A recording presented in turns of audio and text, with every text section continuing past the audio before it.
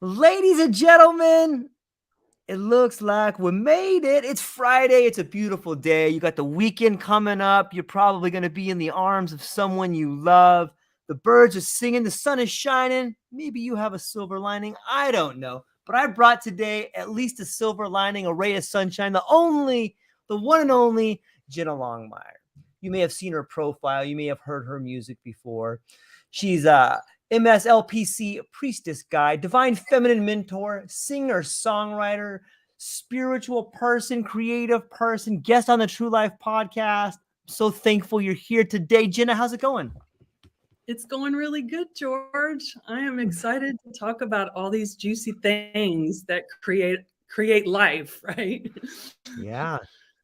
Yeah, it's so true. It's having the ability to tap into the world that's speaking to us through us sometimes. And sometimes the best way just to begin is just to maybe get a background on somebody. Maybe you could tell us a little bit about yourself, how you got to be where you are, and I'll leave it there and let you start wherever you want to.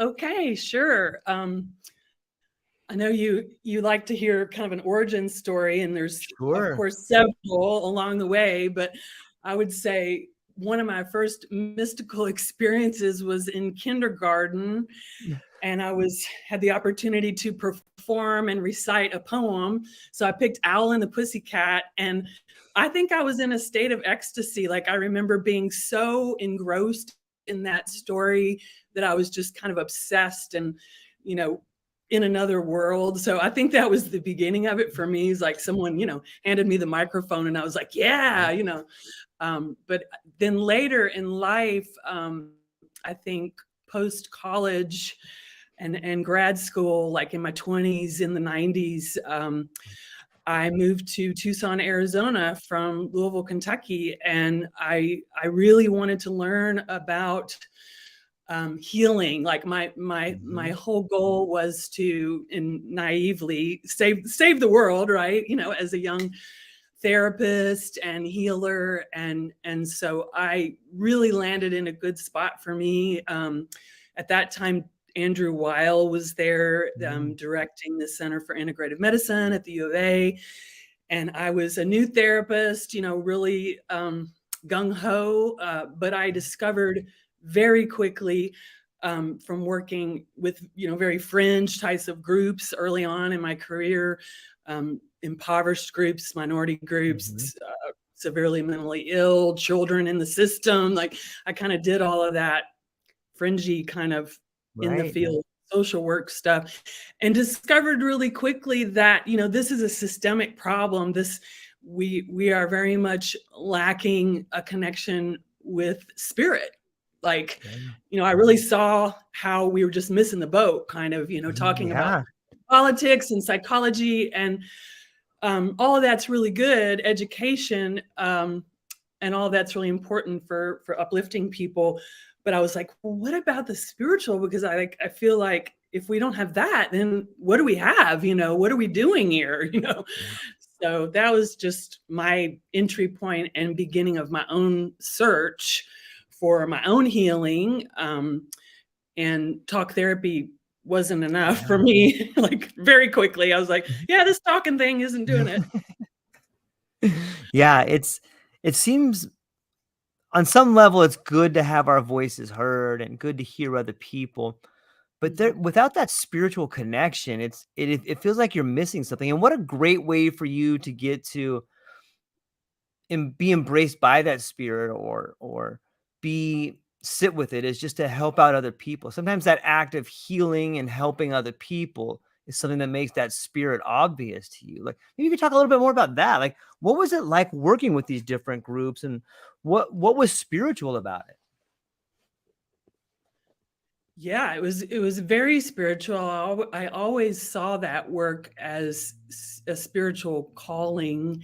Yeah. And I think, it goes back to, and I'm not even like a Bible study person, but where two or more are gathered, here I am.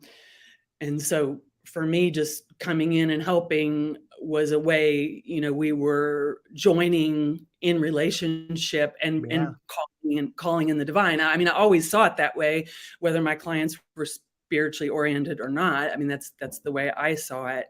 And so I started, when I started doing energy work and breath work and those other modalities, that was when I really felt the bigger openings for people.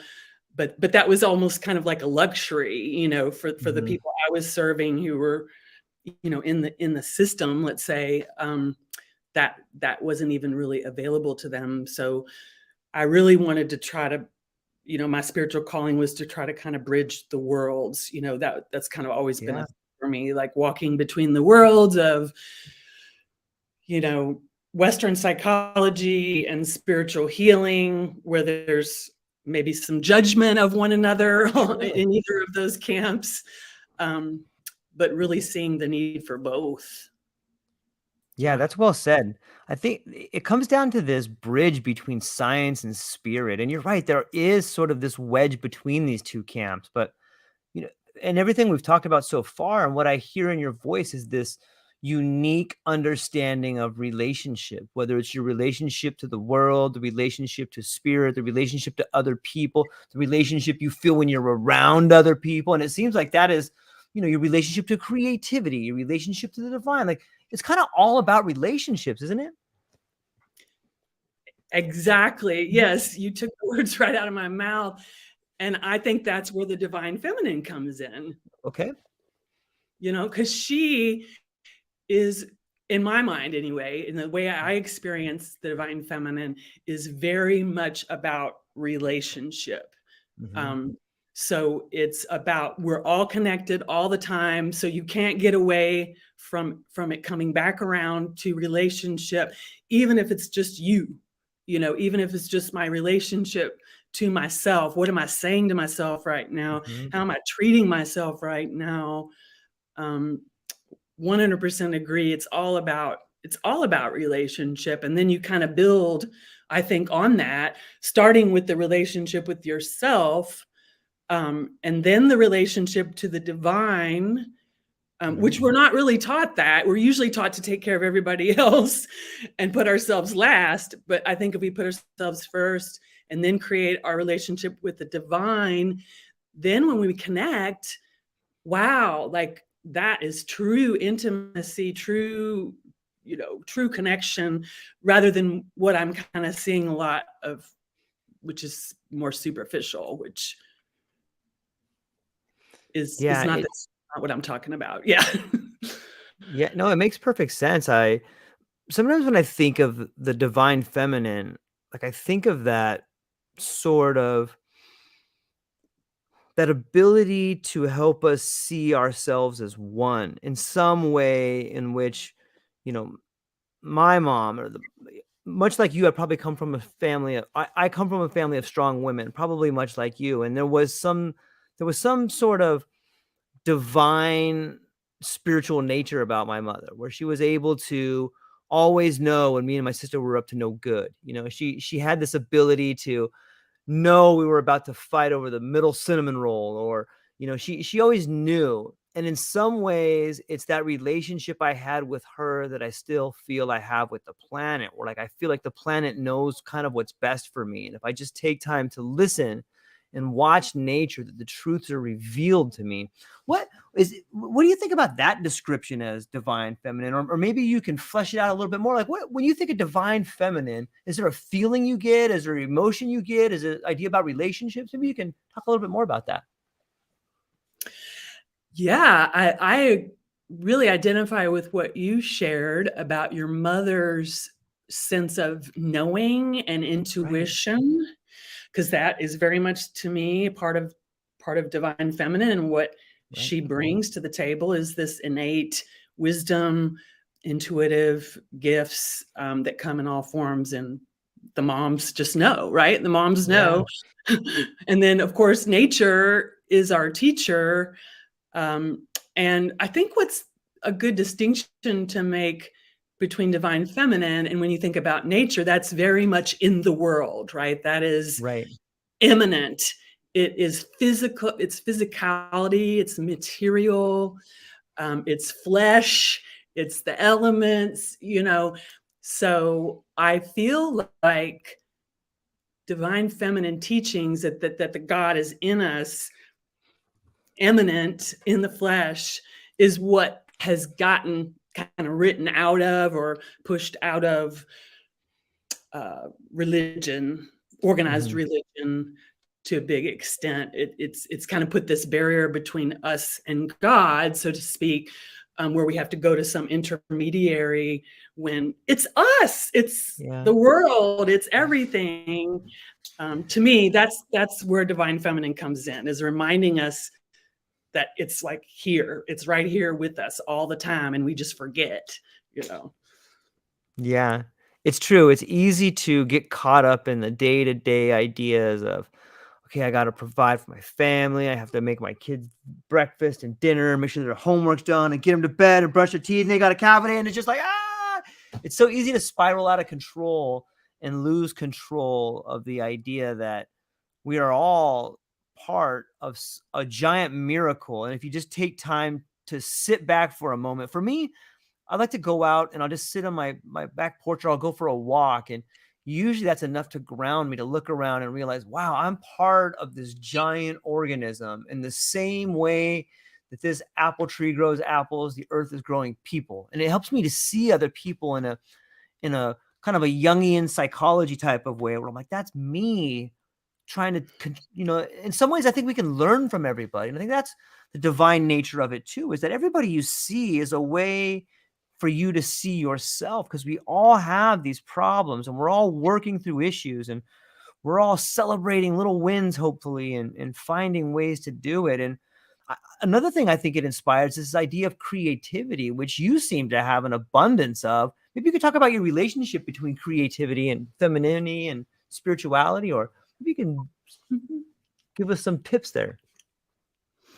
Sure. Yeah. I mean, I think about the creative process as very receptive, Right. which is a feminine trait, let's say, receptivity. So we sit down to create, or we call in the muse, Right. how do we do that? And we receive, right? We receive the inspiration, the ideas.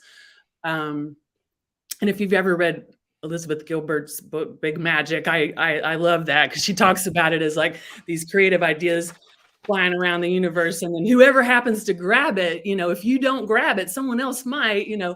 So we might even have two people on different sides of the world kind of with the same idea sometimes. So if we grab that creative idea and we bring it through us, then it becomes our unique signature on that creation. So I might take the same idea and create something out of it, whereas you would take that idea and do something completely different with it, So that's where we co-create with the divine.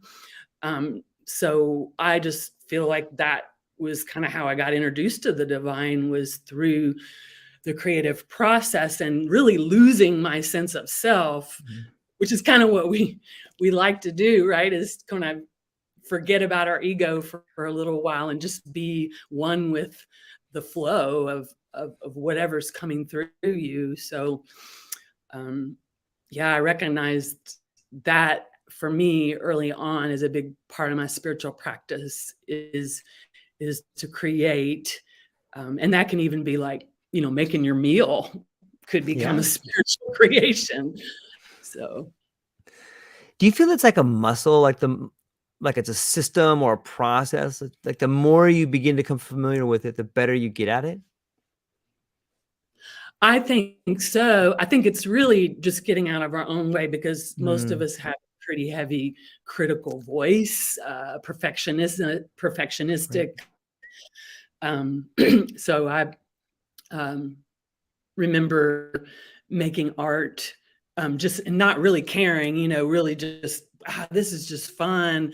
And then later it got to be kind of this, well, this has to be something that I am going to, monetize, or I'm going to put it out into the world, and it has to be a certain way, And so I think that's the part that gets in the way and shuts us down, as we get ahead of ourselves, thinking of how is this going to appear to others, when it's really the process itself. And then with songwriting, I really do feel like once we get the song and we release it into the world, we record it, release it, whatever, perform it. It's the world's song. It's no longer ours. We were just the vehicle to get it out there. And same with other things like writing and pieces of art. It's like once it's out of us, then it's the gift, right?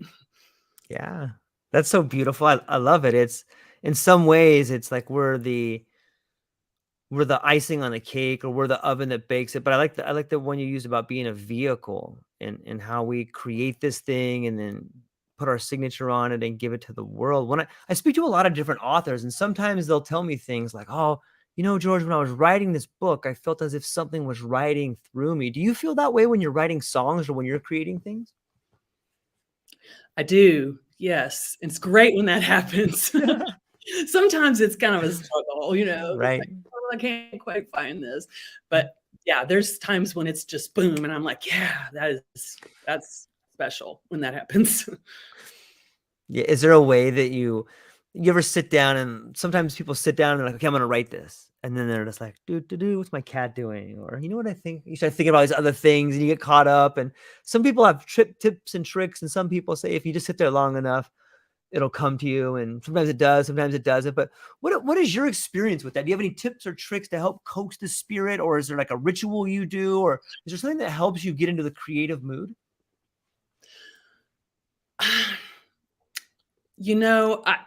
As much as I love it, I still struggle with getting myself to sit down and do it. So the ritual is really for me just getting my ass in the seat in my studio, right. and making the time, and this is sacred time. This is like, right. I'll meditate, I'll do yoga, I'll do all the other things, but why that's so hard, I think, is because it forces us to really get in touch with what's going on. For me anyway, it's emotional. And so I have to be prepared to dig into what's there. And I'm sure it's different for different people, but I write from an emotional place. That's just what inspires me. Is usually, sometimes it's a story or a visual image, but a lot of times it's just kind of an internal emotional state that will start me out. So we can kind of have resistance to maybe getting that deep sometimes, but yeah, especially if you're going to write about something really personal, or something's trying to work through you in a way that was painful. It's sort of this double-edged sort of creativity where you're taking this painful thing and you are coaxing the beauty out of something ugly. And that is a painful thing to do, and in some ways, like I could understand why that would be difficult to get in that seat, because it's now you're back at this idea of like, okay, I got this thing. I'm going to sit in that seat and I got to relive this experience and try to coax this beauty out of here. But I think that's something that should be talked about. Like, the creative process isn't always something that is full of sparkles and rainbows, right? A lot of the times that creative healing is a manifestation of changing something difficult into something palatable, right? That's exactly right. In fact, what'll happen is there'll be kind of a healing transmutation experience around it. And what started out as a painful, maybe emotion that you want to work with, it ends up kind of being the healing. Like, I know a lot of songwriters that I know, it keeps them sane, literally.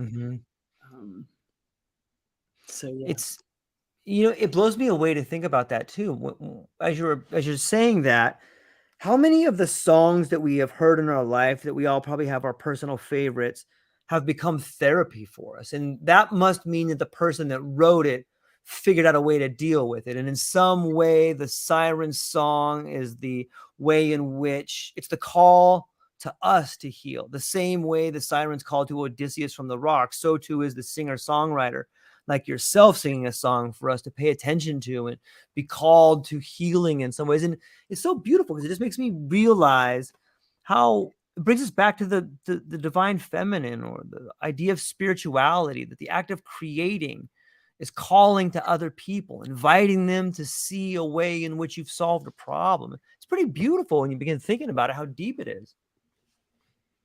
It really is. I think it's the medicine for the world right now, honestly, is music, art, all of it. I mean, for me in particular, I think sound carries such a frequency. The human voice, there's something about sound that really does it for me. I know for some people it might be visual art, but I feel like that is truly what we need. And then there's something about kind of going back to indigenous roots in the divine feminine and in, more indigenous spirituality, where that's what we did to celebrate. We sang, we danced around the fire, we did ritual together. It was live, it was very present in the moment, expression of devotion to the divine. And so I think that's what I'm really being called back into, because people, I think, are craving it, honestly. Yeah, I couldn't agree anymore. In a lot of the circles I talk to people who are part of this creator economy, like yourself, you're creating artwork, you're creating something original from a time that is kind of devoid of rituals, and everything that you've just spoken about, sound healing, singing, dancing around a fire. We're talking about community and camaraderie and rites of passage, and those have been absent for so much of our lives that we've kind of forgotten how important they are. It's sometimes you're like, I don't need to go camping for the weekend. I'm not going to go do that. But in reality, it's probably getting back to nature is one of the most healing things you can do for your soul, just to extract yourself from this world of monotony out there. The things you're doing, I think they're doing that in some ways. I think you're calling people to rewild themselves. And I think that's what singer-songwriters and people who find ways to heal through the divine feminine and be a mentor are doing. What is there? How maybe you could talk about the relationship between being a female mentor and a creator. How is that working? Or are there certain women that you're moving to mentor, or how are those things going together? Yeah, I think women and men, well, everyone, women and men, are looking for, I think, what I stumbled onto through a series of events that pushed me there. But like, I want to create my life in a different way. I don't know why I'm feeling this way, because I had a really wonderful looking life. Like, I mean, anyone would have looked at me and gone like, well, she's got it made. Like, but why was I dissatisfied? What was missing for me? And so I think that's who I'm drawing into to work with, are people that are going, yeah, there's something missing here. I'm not sure what it is. And I think we're just so used to following kind of the cultural box of, what the culture kind of tells us we should be doing. So I think those of us really challenging those boxes that we're in, even though they're comfortable and they look good and they seem fine, that's a hard thing. I think that's the hard thing to put our finger on sometimes. And so I think people are drawn to this type of divine feminine work or spiritual work, just this deeper soul work, I call it, really listening deeply to our souls and what we want to create in our lives. So I work with people that are, not necessarily a lot of creatives too, but like scientists, mothers who are stay-at-home mom, people that are creating in all kinds of ways. So I don't want to just limit it to arts. Right. Yeah, I think at our soul, we're all creators. When you think about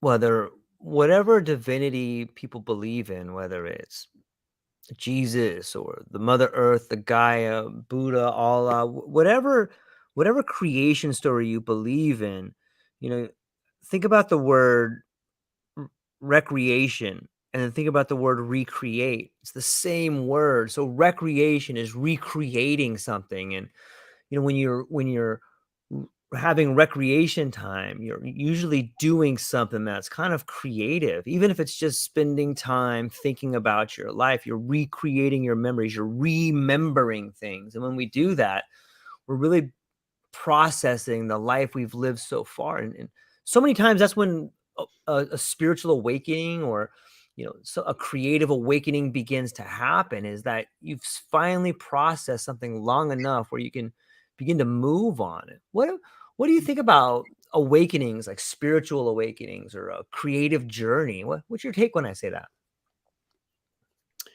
Yeah, I think those come from a lot of stillness and reflection. And what you were just describing reminds me of kind of when you were asking about tips for creativity. Yeah. We have to have and awakening. I think it's the same. Spiritual awakening and opening to the muse. We have to have downtime, and this is not accepted in our culture. I mean, I'm talking about sitting around just staring out the window, daydreaming. Like, we have to have that time. And I know The Artist's Way, Julia Cameron did that book a long time ago about the Artist's Way, talking about taking yourself on artist dates and spiritual dates, like in nature, and doing things that are going to inspire you.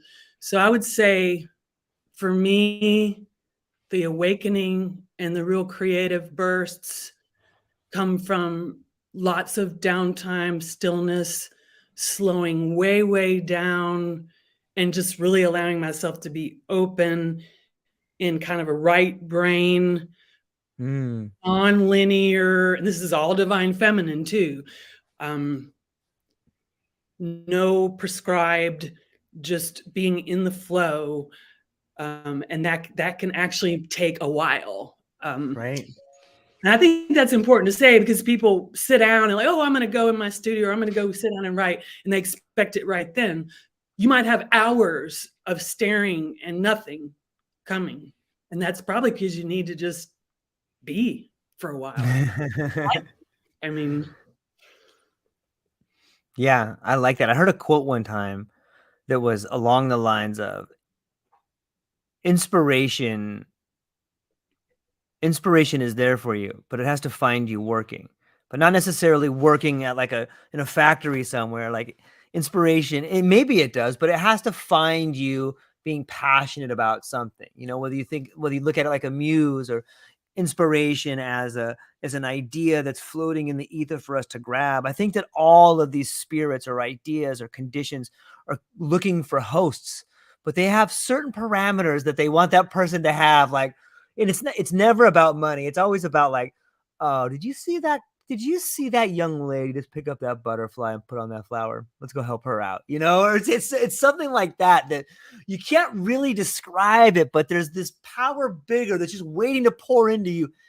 In my mind, I see these elves or these entities or these fairies or just this cosmic wind that's surrounding people. Like, come on, do the right thing, and waiting to pour into you. It's so fun and beautiful to think about. And I see it in you. Like, I see you always smiling. And when I look at the songs that you're writing, it looks like you're having so much fun. Like, what role, is that like a natural demeanor for you, or what's it like being who you are today and trying to create new songs and help people? oh, it's awesome. I mean, I feel like I'm in my true element. It's taken me, I'm a little bit of a late bloomer. It's taken me a while. I mean, and I think I've been finding it all along the way, Right. but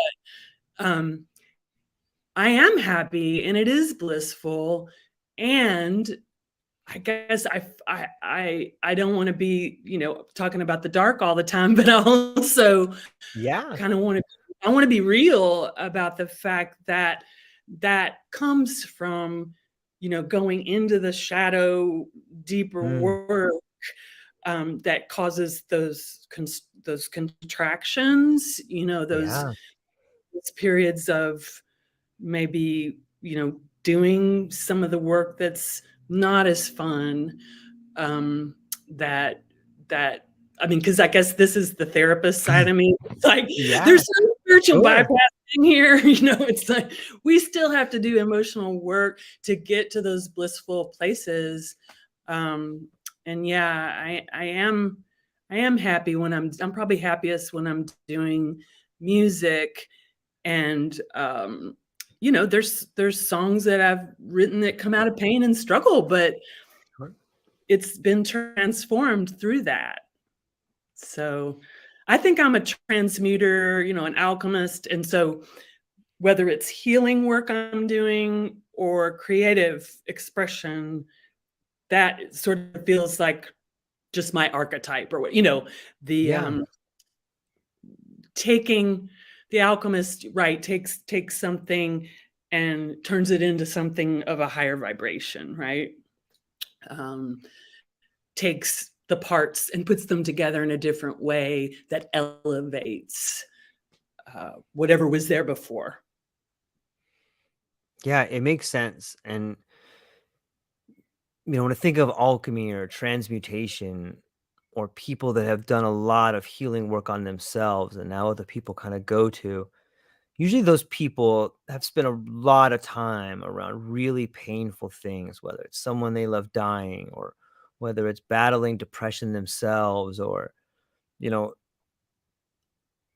I think in some ways there's some stories that talk about alchemy being the transmutation of the soul from dark to light. And so many people I know that are really happy have had profound bouts of just melancholy where they couldn't get out of bed, or, they lived in a family where they were abused. And like, you don't find that out until later. You're like, oh my, I can't believe it. Like, look at the way this person lives their life. And when you start talking to them, you realize that it was that dark night of the soul, or it was that horrific abuse that gave them this positive outlook. And you're like, you have to just stop for a minute and be like, wait a minute. Wait just a minute. Are you telling me that horrible life led you to this world of abundance and spirit? And like, that's the stories that we all look at and are like, wow, what a profound outlook on life. And sometimes it's very inspiring and also very difficult to understand how such pain can lead, such heartache can lead to such bliss. But it's a true story that runs down the heart of each and every one of us. This story of pain and pleasure and inspiration and desperation. It's weird how those are intertwined, right? Yeah, it really is. And I believe this is a divine feminine teaching, that part of what I learned is just in the charge of the goddess, all acts of love and pleasure are my rituals, was in the charge of the goddess. And so in our culture, when we say, oh, pleasure is my birthright, pleasure is my divine inheritance, I truly believe that. Yet again, in our culture, it's seen as kind of this superficial thing, pleasure, when we have to go to the depths of the dark to even begin, I think, to even appreciate what we have. Unfortunately, it takes that. I mean, I'd like to, we'll evolve past needing to do it that way. But for whatever reason, I know that was definitely true for me, that it was through the pain and through trauma and, different obstacles that cracked me open. I mean, I just see that is the way it works. Yeah. Lonnie brings up a good point here. Maybe it's not the abuse or the actual event that happens, but it's the meaning that we ascribe to it. Like, what role? I once heard another great quote that was, in life, you can't control what happens to you, but you and you alone get to control the meaning of that event. And maybe it's ascribing meaning to things that changes the outlook of it a little bit. What do you think about the idea of creating meaning around events to change your life? Oh yeah, I think that's really important. And sometimes that doesn't come right away. I know it's like at first it's like, oh God, why is this happening to me? And there's, gosh, we can't help but have some victim mentality around that sometimes. But I do think the meaning comes in time. It did for me, and it was like, oh wow, you know, I didn't realize how unawake I was, or unaware, unconscious, until this thing came and had to wake me up, so to speak, around what is really, what I'm really made of. Maybe, it made me realize, I think, the value of our lives and the preciousness of our lives, and the decision to not just kind of go through the motions, but to be really proactively creating, co-creating with the divine, the life, that we want, the life that the divine wants for us. I think it's a two-way street happening there. So I hope I answered your question there. Yeah. Of course. Yeah, when I look back at some of the tragedies in my life and some of the people that I love the most that went way too soon, or even, difficult parts of my life, like when you get fired or you lose something or a relationship goes awry. Everybody has different sets of scenarios that happen to them, and they seem like the world is falling down. One thing that I read a while back that really helped me out was this idea that some things can't be learned. They can only be developed inside of you. And I think when you find yourself up against the rock and back against the wall, like that is something developing inside of you. And Lonnie says that not everybody gets back up. Like on some level, that's true. But I think what's happening inside people is that there's this thing developing in them. And you had mentioned in your language, you said this thing broke, and then you saw the light. It was broke, and then all of a sudden you were able to create out of that. Something inside of us needs to break in order for us to be reborn in a way to this world to create things, and it's that.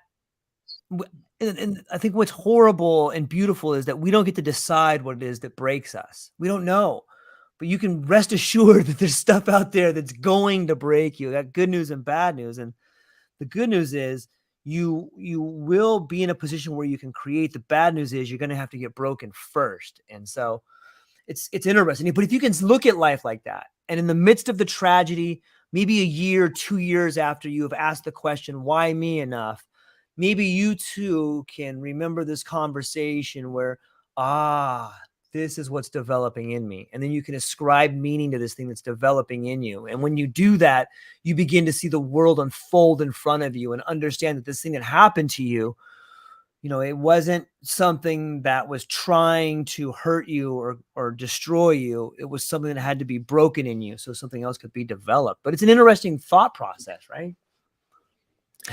Yeah, it really is. It really is. And it is the good and bad news. And it's kind of like, well, this is Earth School, people. We're here to learn about emotions. I believe, like to kind of handle that, and to learn to get, like what we're learning now, like to get along, to actually collaborate, to not be so divisive. And then I can't help but notice one of the comments about, somebody says not everybody gets back up, and I kind of want to speak to that, because I dealt with a lot of my stuff on my own, but like I had a psychotherapist, I had mentors, healers that I went to. So I really think it's, we do, like you said, it has to be done, I think, internally on our own. No one can do it for us. But we can get support, because the people that aren't getting back up, I think maybe they don't have that, maybe they're too alone. I don't know. Yeah, I think that the help is there for people, but you have to seek it out. On some levels, the world will try to point you in directions, whether you're, I've had incredible situations where I've been really down and out, and I smiled at someone. We started talking. Turns out they were like a therapist. And like, you think the world is looking for ways to help you if you're willing to receive that information. Some people check out. Some people it gets too much for. And I'm sure all of us in here know people who have committed suicide or heard stories about it. And, you know, that's on some level that hurts everyone around you. And it's so unfair and selfish sometimes, you know, to think that you would leave here and leave everybody with the pain. It's a temporary problem. It's a permanent solution to a temporary problem, but it happens. People check out and they find that the world they're living in is too great for them. And on some level, you know, maybe it's their right. Maybe you should have the right to check out if life is too much for you. You know, there's no rule that says you have to stick around. And sometimes just that obscure thought of like, yeah, go ahead and do it is enough to break people away from wanting to do it. You know, they're like, what do you mean I can do it? Yeah, go ahead, man. It's your life. Do what you want to do. And people are like, yeah, actually, I don't want to do it. You know, sometimes it's just that it's that weird interaction of giving people permission to do things. And they're like, yeah, I don't want to do it anymore. You know, life is so, it's amazing. So, but you had touched on something earlier about life as a school. I would like to explore that idea more because I have some similar ideas about it. But maybe you can talk a little bit more about life being a school. Yeah, I think we're here to learn certain core lessons. Okay. And I'll just use mine as an example. Yeah. It's about power, and I'm sure it's a lot about why I'm on this path, divine feminine path, but how to stay in my power. So my lessons have been all about relationships, right? Back to that.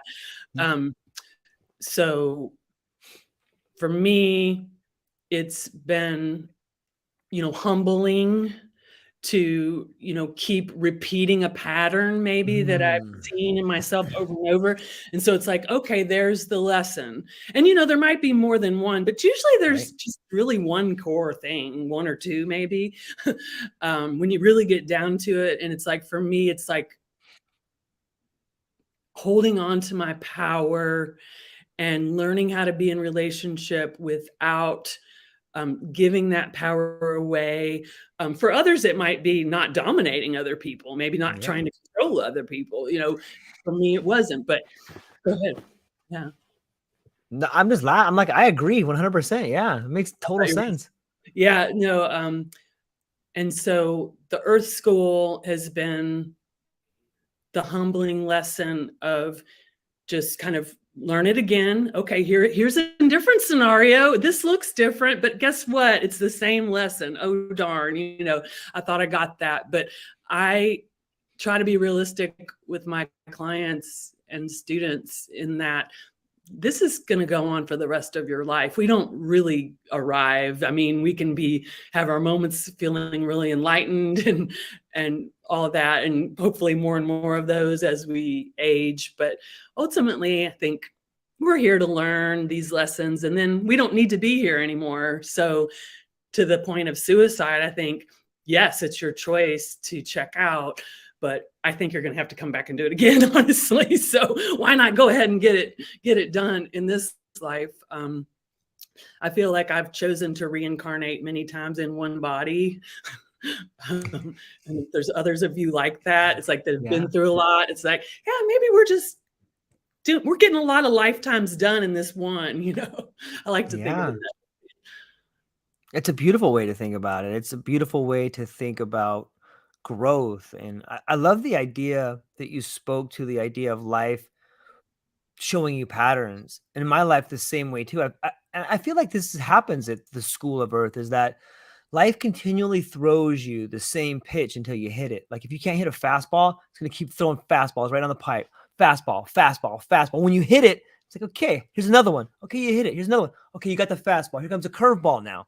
You know, and it's like life you may be at a different job, in a different relationship, in a different house, in a different state, but that same scenario, that same test will be given to you over and over again until you pass it.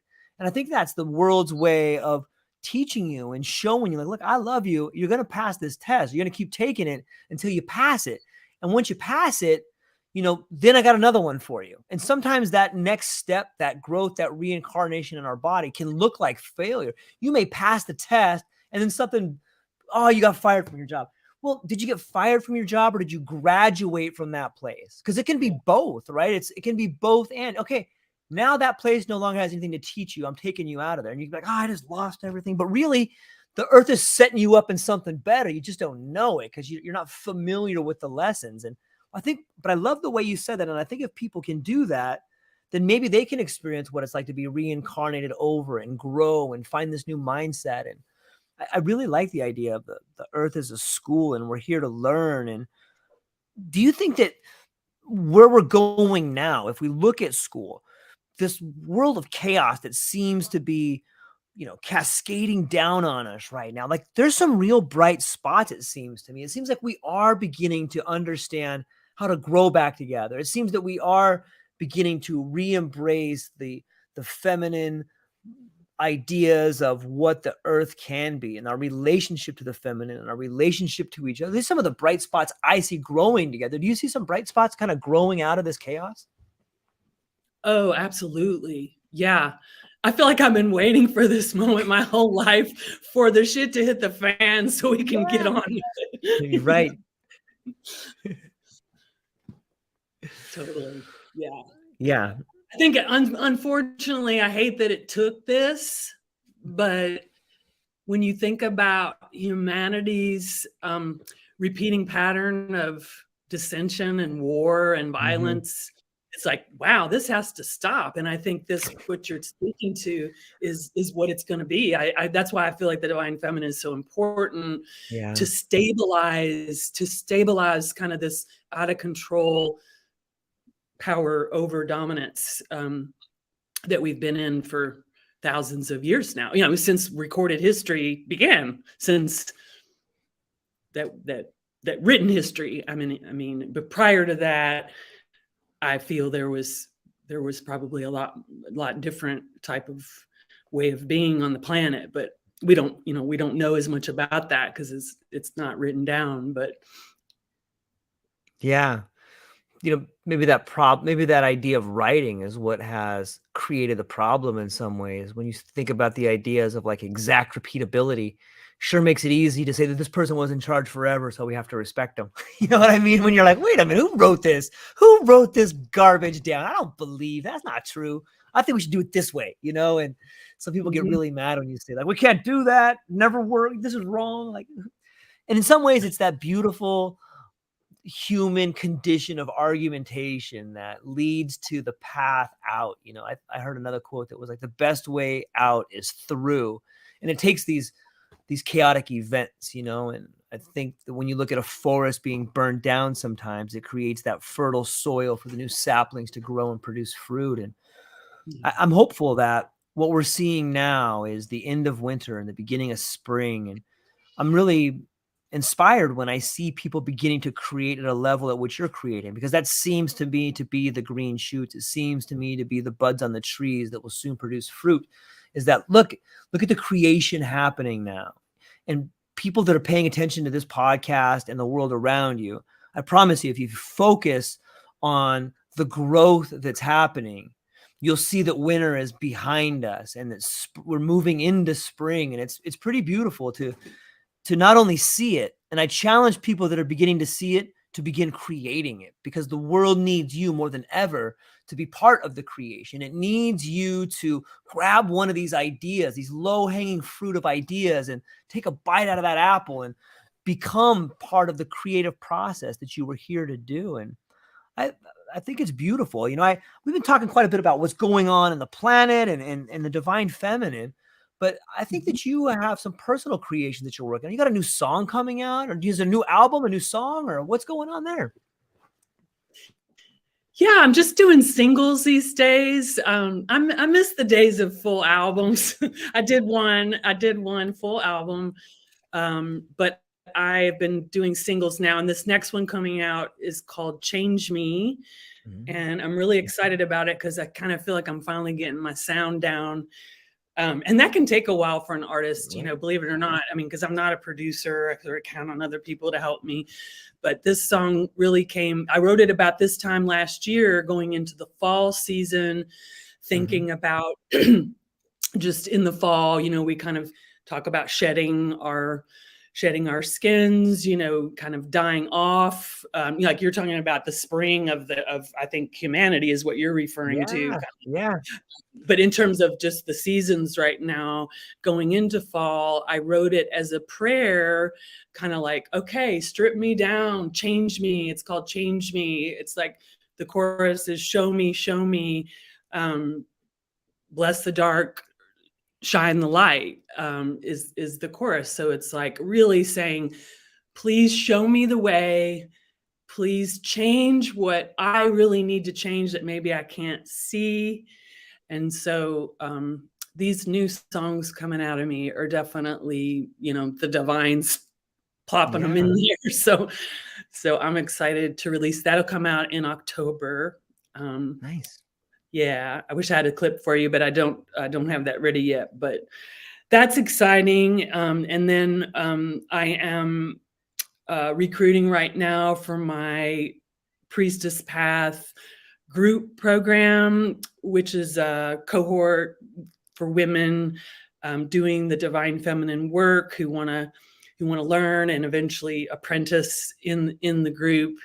So I'm calling in sisters who want a group experience, and there's individual work that comes with that too with me. And then I'm always open to anyone, men, women, whoever wants to do one-on-one work. I'm always open to doing that with folks too who want to work a little differently, you know, who want the groundedness of the psychology, but also really want that teaching and mentoring about spiritual resourcing, because I think that's just kind of my gift, is to really help people really find their gnosis, you know, the way that they directly connect with the divine. But it's that where two or more are gathered, there's something about, it's hard to do it by yourself, you know, especially if you've kind of lost that connection and you want to, you know, you need some help getting it back.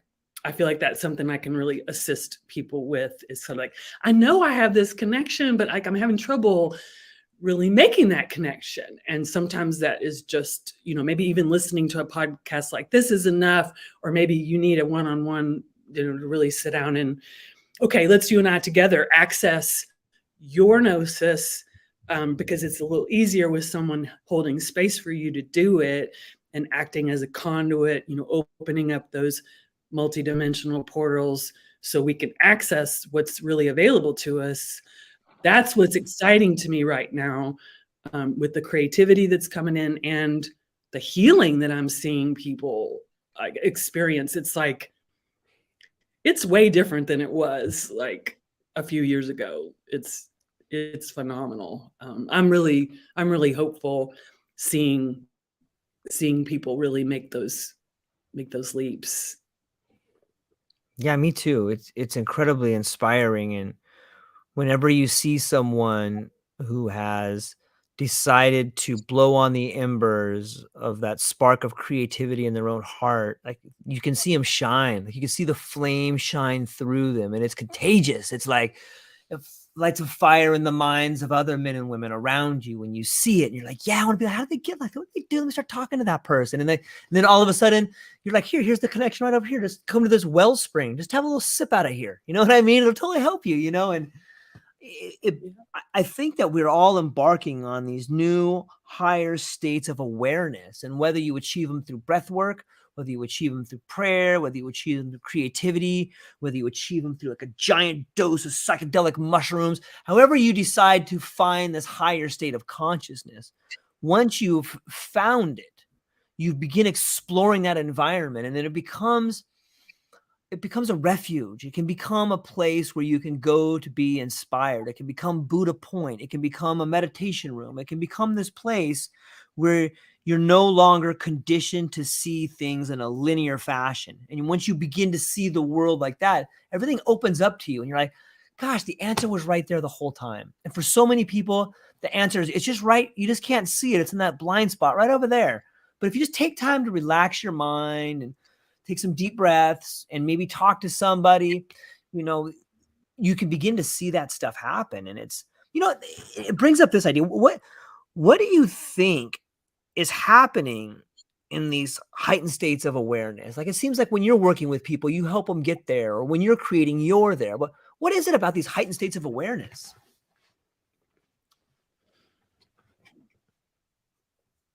Well, I think we're tapping into, not to get too metaphysical, but Yeah. multidimensional possibilities. You know, when we're in the linear, we're just kind of looking at it through this very narrow lens, and we're not seeing all the many possibilities. So when we have those big psychedelic openings, through many means, like you said, Yeah.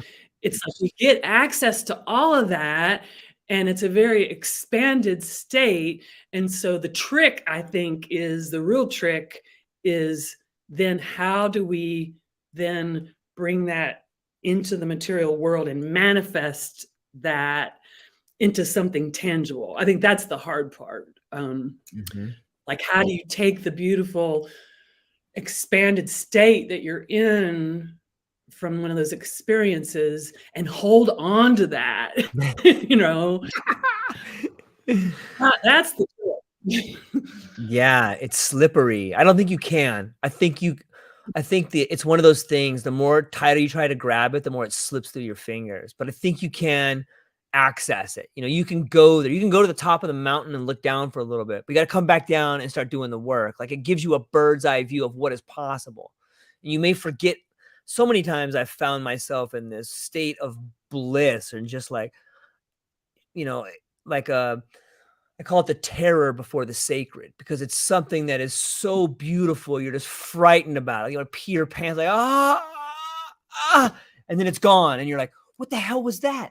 And you're like, okay, let me just think. I had this beautiful, I had the answer right there, but it's not meant for you to have. It's meant for you to recreate. So you catch a glimpse of it, and then you're off to go do the work and try to recreate it. No matter how perfect you think you get it, it'll never be perfect in your mind because it's so slippery. But it's supposed to be that way. You get it and you lose it. You get it and you lose it. You get it and you lose it. But that's one step in front of the other. That's the creativity process. That's the word of the divine. That's the inspiration coming to you. Because the truth is, we're children. We don't know how to use that gift in a way yet, but we can catch glimpses of it. And in doing so, we can help other people catch glimpses of it. Like, we become the catalyst for contagion in some ways. And I think that's what you're doing with so many of your songs and helping people and talking about the way in which you help people do that. It's, there's another, as I'm talking, I've noticed another thread in your thoughts that seems to weave its way not only through your music, but also through your teaching. And that is this idea that, the song you wrote is about, change me. And then prior to that part of the conversation, you would talk about being reborn in your body multiple times. And then that ties in with the theme of the world has seasons. Do you think that we as individuals go through seasons and grow the same way that the earth grows and moves through seasons? I do. Aren't we little fractals of the bigger holographic pattern? Yeah, I do. I mean, and when you think about it, I think all spiritual traditions have a creator, right? That something created all of this world. So if we're little gods and goddesses, let's say, in the image of God, then we're supposed to create. Like, it's what we were put here to do. Like, that's us doing what I think God got us, put us here to do, is to not get in the linear grind of just, but you're right about it being this, I forgot how you put it, but my language is like expanding, contracting. I think you said, I forget how you said it, but like, yeah, we get all expanded, but we can't stay there. We have to, and that's part of being embodied. It's like our work as embodied humans, I think, right now on our planet, is to bring more and more of that divine light into our physicality. And so that's kind of the hard, we're saying that's kind of the hard part, is how do we execute this into the world and make it contagious and spread it, which I think we're doing a really good job. I do. Yeah. Yeah, I do too. It's fun, and it's I wish more people can. I believe that more people will begin doing it. I see it happening everywhere, and it's so beautiful to know that everybody has their own unique gift to give to the world if they're willing to believe in themselves enough to do it, and when we all start shining our light, things get pretty bright.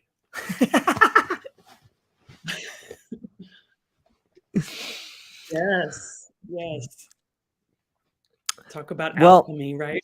yeah, absolutely. It's where did your ideas about wanting to become someone who helps people find a connection to their spirit, like, where did that come from? Well, I think it came from my own, wounded healer's journey Mm, of wanting to heal and be more connected with the divine more of the time, and struggling at times of feeling very disconnected and very alone, and knowing that that's a lie. mhm, um but how do we really bring that experience of that oneness, that interconnectedness into our bodies? So it was just really kind of a calling to figure that out, just because I'm such a avid seeker.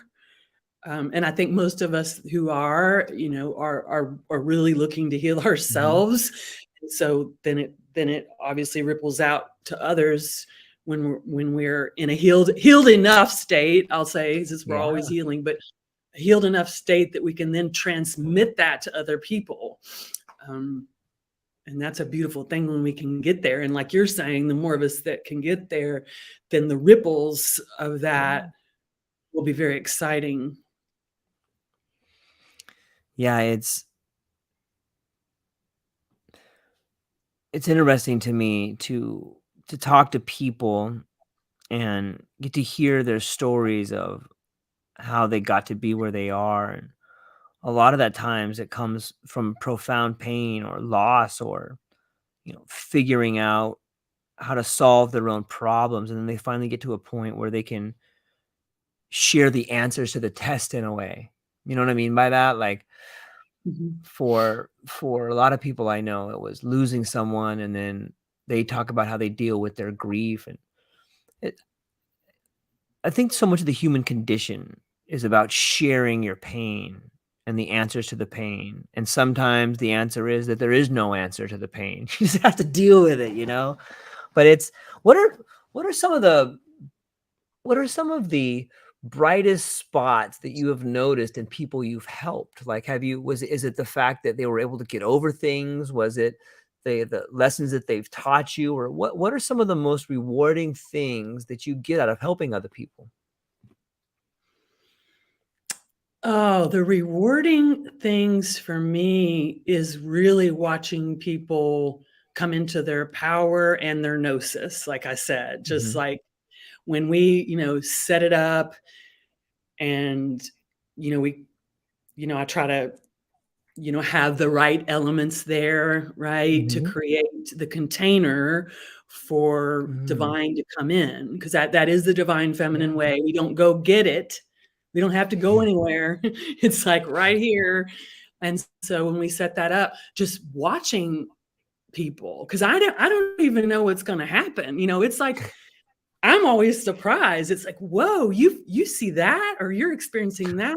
That is so cool, because everyone's so unique that I love what I do, because I see people tap into that and kind of watch them light up with their own divinity. And then, like, I really think the trick is just hanging on to that, because we get Mhm, that, like, in a session, or, yeah. in an experience that we're having. And then it's just, we get back into things and we contract back. But that is joyful to see people really find their connection. It's just kind of like watching someone plug into a socket, and then boom. So Yeah. It is. It's cool to see them and also to know that you've given someone the tools where they can help themselves. And it seems for a long time, at least in my lifetime, it seems that we as people, as a community and a society have, while at times been able to heal people, it seems like all we've focused on, and maybe it's been limits of our technology and limits of our understanding and limits of our education that has allowed us to just put patches on people. But I really think that this new dimension we're moving into is about no longer patching people, but giving them the tools to heal themselves. And that sort of authenticity, that sort of self-realization, like there's self-awareness, self-love, and self-respect and self-responsibility. And those 4 tools of the self can really help you get a bigger picture of what you need to work on, what's missing in your life, how to call into your life meaningful relationships. But it all starts with the self and figuring that, or like you said, plugging it into that light socket and having that divine light move through you. It's a really wonderful time to be alive and experience the world around you and understand that you all of us listening here, we play a giant role in the well-being of others. And you can do that by being kind to yourself and saying a kind word to other people. What is your advice for people finding themselves? We can't diagnose or heal everybody. I realize that for people listening, it's not really advice or anything, but maybe there's some tools or tips or tricks that you could give to someone listening who may find themselves doubting themselves or find themselves in some dark spots sometimes. What would you say to those people? I would say to go into relationship with the divine, because sometimes I talked about it's got to start with you, right? Well, sometimes what's going on inside of us is not very settling, it's not grounding. We need something external. We just do. So in those cases, it's a surrendering to the divine through whatever that looks like for you. It might be calling in your guides, and you don't even have to know who they are, or whatever you think of as divine source energy. You just ask it to be there, and you trust that it is there, even if you are having difficulty believing that it's there or connecting with it in any tangible way. And then you can ask, please make this clear to me. Please help me to know you're there. Give me a sign. Give me some indication that you're with me.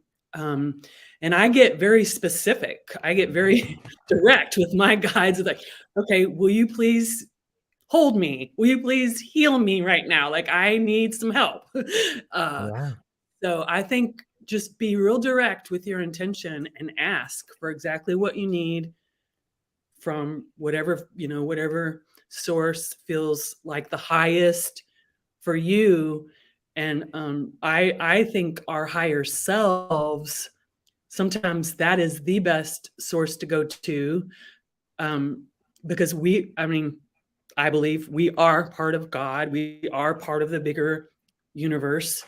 So when we call in our higher self, it's kind of like our self as an ascended master or something, like it's you, it's your soul. So sometimes that can work really well if maybe we're not feeling super connected to like a deity or a some bigger source, but your higher self, you just say, hey, can I talk to me when I've already made it to the other side? I love that. I like that a lot.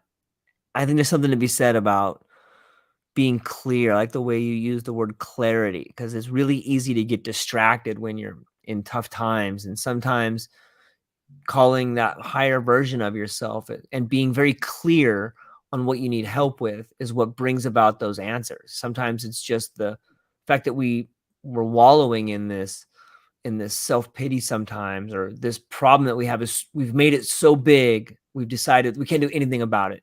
And when you've decided you can't do anything about it, you find yourself constantly distracted from the answer that could be in front of you because you've already decided you can't do anything about it. But if you get clear about it, look, there's always something you can do. It may not be the answer. It may not be what you want, but no matter what situation in, there's always something you can do. It might be small. It might be taking a break. It might be going for a walk. It might be saying, I'm sorry. It might be using kinder inner dialogue with yourself, but there's always something you can do. And if I had to give a takeaway to someone that was listening and finding themselves in despair, it's that don't say things like, there's nothing I can do.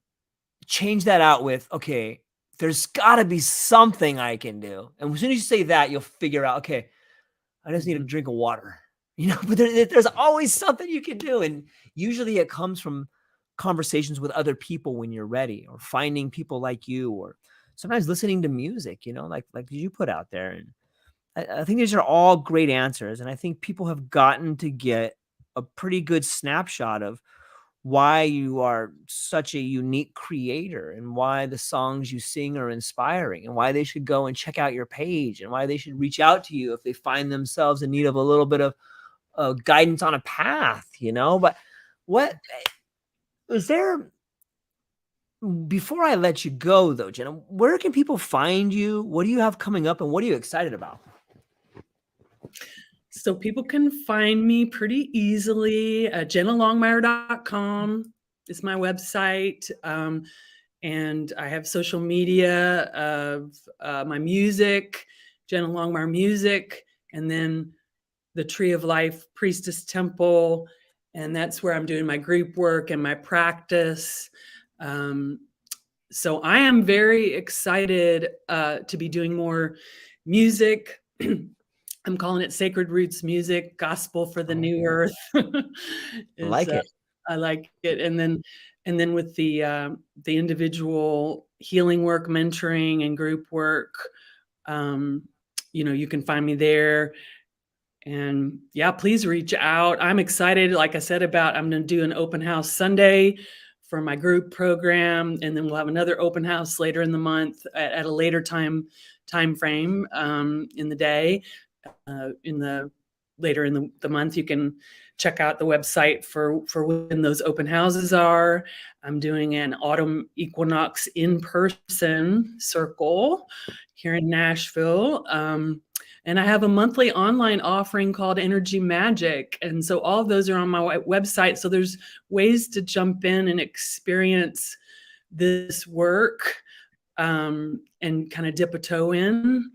So, and just, don't be afraid to just email me either and ask me what's going on. But thank you for asking. Yeah. And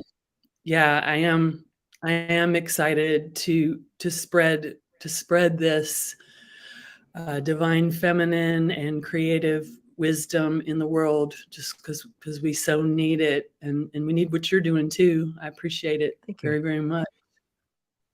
Yeah, well, it's mutual. I think that all of us have the ability to create something and share conversations and shine lights on other people's ideas. And in doing so, we amplify it and we make it better for everyone. And I think that's part of the way in which we're moving in this creator economy. And you know what? Before I let you go, when we think about the creator economy, like maybe there's people out there, Jenna, that have written a song, or they want to put it out there, but they're afraid. Maybe you could just give some people some ideas about your path, about how you've decided to create and put music out there, and maybe some tips for someone that, like a younger version of you or me, that's thinking about doing that, but quite hasn't taken that step yet. Like what advice could you give to them?